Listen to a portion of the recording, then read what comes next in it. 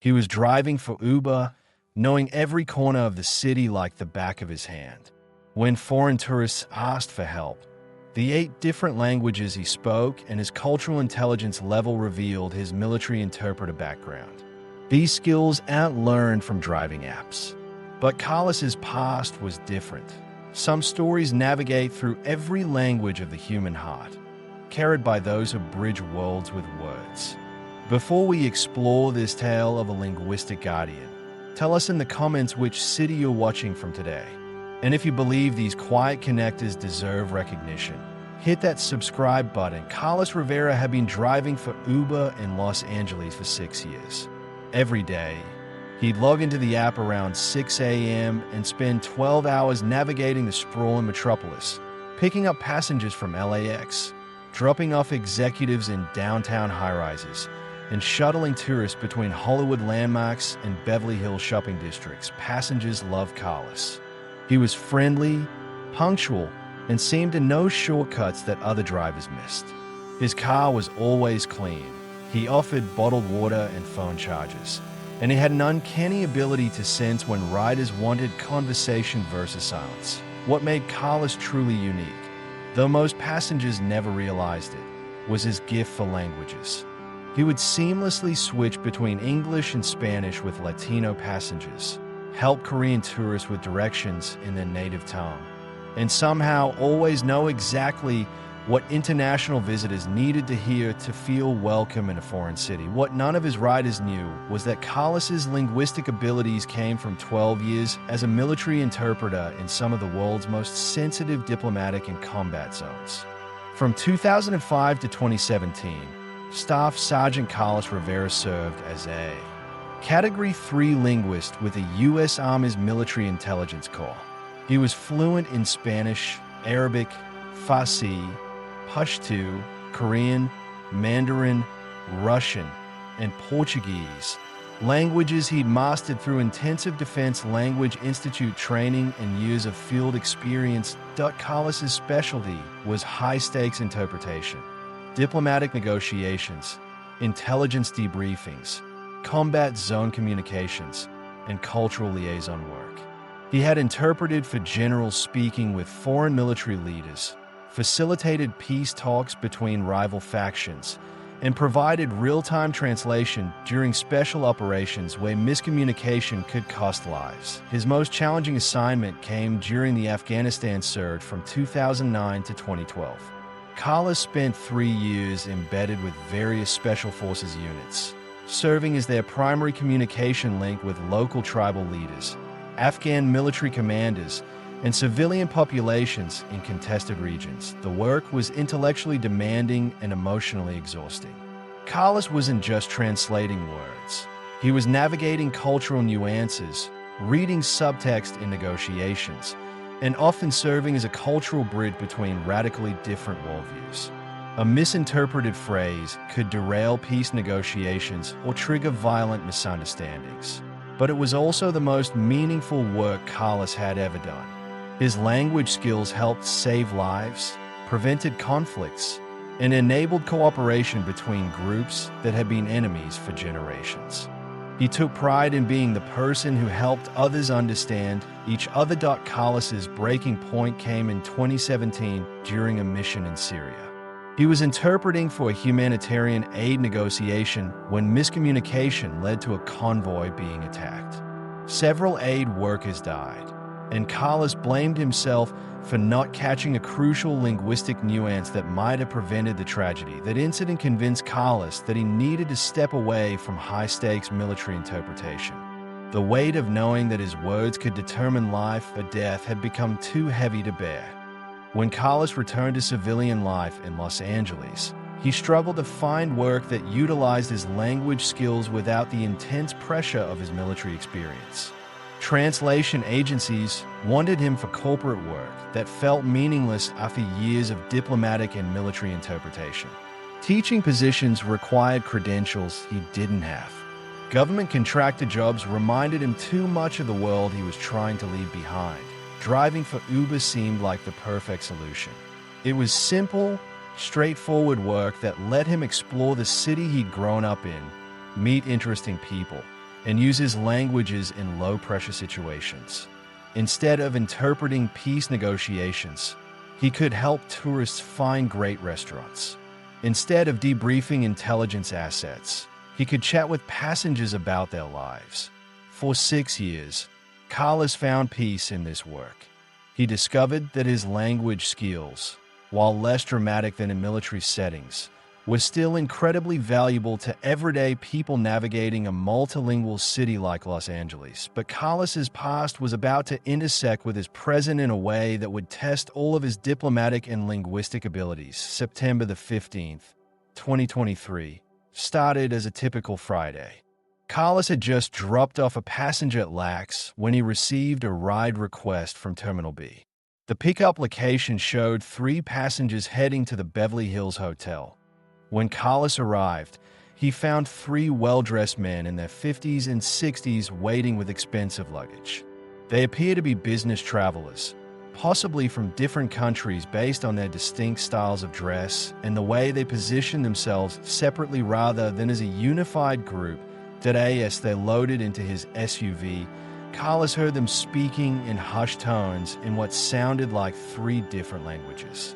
The man in the front passenger seat was speaking Arabic with a Lebanese accent. The 2 in the back were conversing in Mandarin and Korean respectively, but not with each other. They appeared to be making separate phone calls. Carlos started driving toward Beverly Hills, but the tension in the car was palpable. These weren't just business associates. There was an underlying hostility that his years of military experience had taught him to recognize. About 10 minutes into the drive, the conversation escalated. The Arabic speaker turned to address the others in heavily accented English. This arrangement is not what we discussed in Dubai. The terms have changed completely. The Korean speaker responded angrily in English. Your people promised delivery schedules that you clearly cannot meet. We have commitments to our partners. The Mandarin speaker added, both of you are making assumptions about agreements that were never finalized. We should stop this discussion until we have proper legal representation. Carlos realized he was listening to some kind of international business dispute that was rapidly escalating. The voices were getting louder, accusations were being made, and the atmosphere was becoming genuinely hostile. As they approached a red light, the Arabic speaker said something in rapid Lebanese Arabic that Carlos understood perfectly. These Chinese and Korean dogs think they can cheat us like they've cheated everyone else in this business. The Korean speaker immediately responded in Korean. This Arab pig is trying to renegotiate after we've already committed millions to this project. The Chinese speaker muttered in Mandarin. Both of these barbarians are going to destroy this deal with their stubbornness and pride. Carlos realized that none of them knew the others could understand their native language insults. They were each venting their frustrations in their mother tongues, assuming privacy, but actually escalating a conflict that was about to explode. Drawing on his military interpreter training, Carlos recognized this as a classic communication breakdown that could be resolved with proper linguistic mediation. But he also knew that revealing his language abilities might create complications he couldn't predict. The situation deteriorated further when they arrived at the Beverly Hills Hotel. As Carlos pulled up to the valet stand, the 3 men continued arguing, now mixing English with increasingly heated expressions in their native languages. The Arabic speaker started to get out of the car, then turned back and said in Arabic, I'm calling my cousins in Beirut to make sure these people understand there are consequences for dishing agreements. The Korean businessman heard the word Beirut and immediately assumed the worst, responding in Korean. If this terrorist thinks he can threaten us, he's going to learn what Korean business power really means. Carlos made a split-second decision that drew on every diplomatic skill he'd learned in 12 years of military service. Gentlemen, he said calmly in perfect English, I believe there may be some misunderstandings happening here that could be easily resolved. All 3 men looked at him in surprise. They hadn't expected their Uber driver to insert himself into their business discussion. Sir, the Chinese speaker said dismissively, this is a private business matter. I understand, Carlos replied. but I couldn't help noticing that you're all speaking in different languages, and some things might be getting lost in translation." He paused, then continued, "Mr. Ahmed, when you mentioned calling your family in Beirut, you were talking about getting business advice from experienced relatives. Mr. Park, when you responded, you were expressing frustration about missed deadlines, not making threats. And Mr. Chen, your concerns about legal representation are completely valid given the complexity of international contracts." All three men stared at Carlos in shock. He had not only understood their private conversations in 3 different languages, but had also accurately assessed the real substance of their concerns beneath the heated rhetoric. "How do you?" Mr. Ahmed started in Arabic, then caught himself. "I speak Arabic, Korean, and Mandarin," Carlos said simply, "among other languages. And I've spent many years helping people from different cultures find common ground in business and diplomatic situations." The 3 businessmen exchanged glances, suddenly realizing that their private venting had been completely understood by their driver. Carlos continued, "If I may make a suggestion, it seems like you all want the same thing, a successful business partnership. The issues you're discussing are about logistics and legal protections, not fundamental disagreements about the deal itself." Over the next 20 minutes, Carlos found himself serving as an impromptu mediator and interpreter. Using his military training in cultural communication, he helped each man express his concerns clearly while ensuring that cultural nuances weren't being misunderstood. The Lebanese businessman was worried about production capacity and wanted guarantees about delivery schedules. The Korean partner was concerned about quality control and needed assurances about manufacturing standards.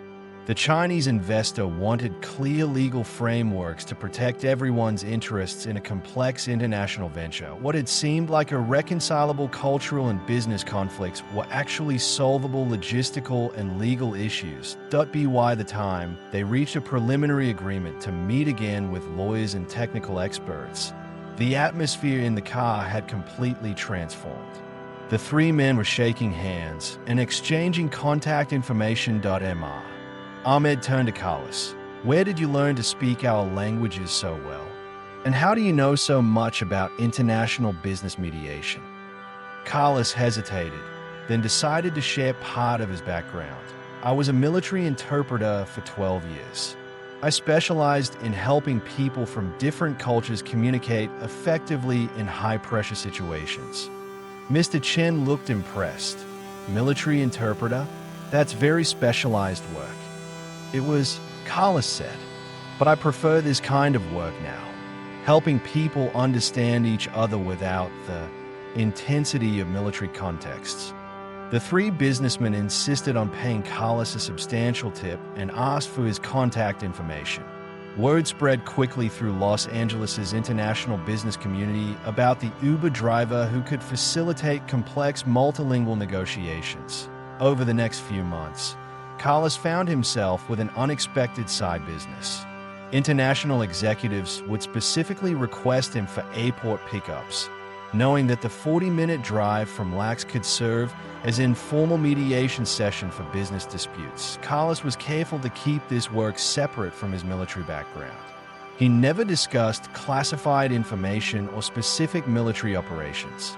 Instead, he focused on the communication and cultural mediation skills that could help civilians build bridges rather than walls. Dr.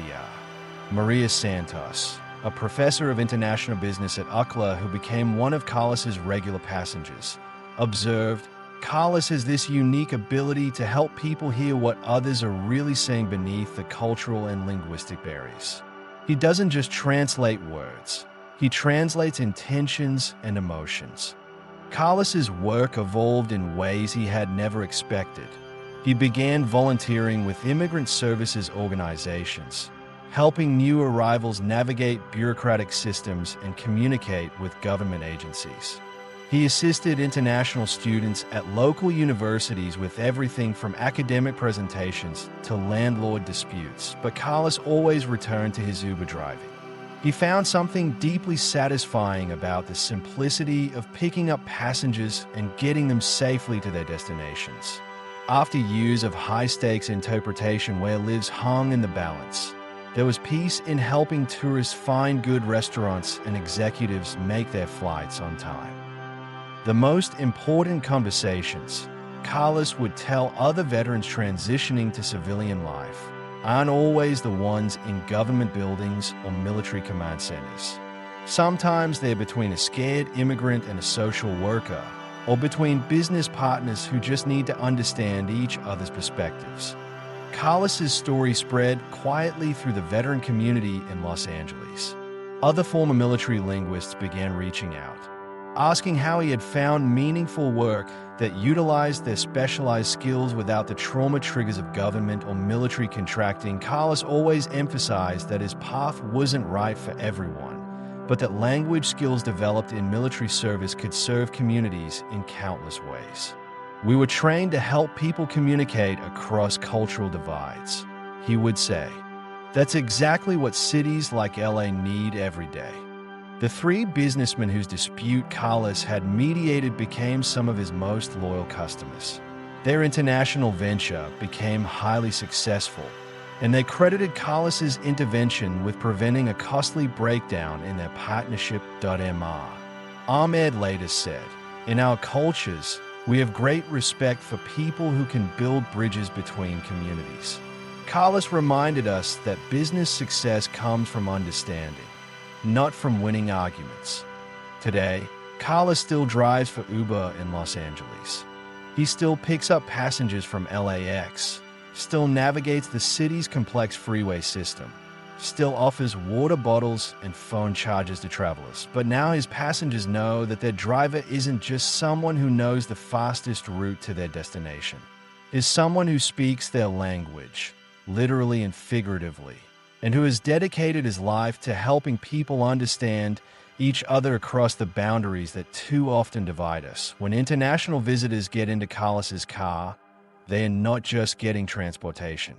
They are getting a cultural ambassador who can help them navigate not just the streets of Los Angeles, but the subtle cultural currents that make communication possible between people from different worlds. Carlos Rivera found his peace not by abandoning his linguistic gifts, but by using them to serve everyday human needs rather than geopolitical interests. He proved that the skills developed for military and diplomatic purposes could be just as valuable in helping tourists find their way, business partners resolve their differences, and new Americans build their lives in a foreign land. His story shows that sometimes the most important bridges are built not between nations, but between individuals who just need someone to help them understand each other's words, intentions, and hearts. So I ask you, have you ever encountered someone whose ability to connect across cultural or linguistic barriers revealed unexpected depth and training? Someone who used specialized communication skills to help in everyday situations? Share their story in the comments, because these linguistic bridges between communities often go unrecognized. Thanks for watching.